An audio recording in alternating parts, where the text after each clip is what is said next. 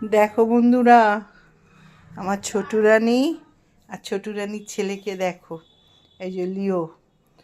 আর এখান থেকে বসে বসে কি দেখছে জানো? তোমাদেরকে দেখাচ্ছি।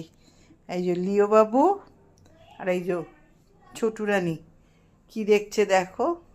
এই যে ওই দেখো, ওই যে কান নিচে বসে আছে দেখছো একটা হুলো। হ্যাঁ ছোটু, কি করছো তুমি?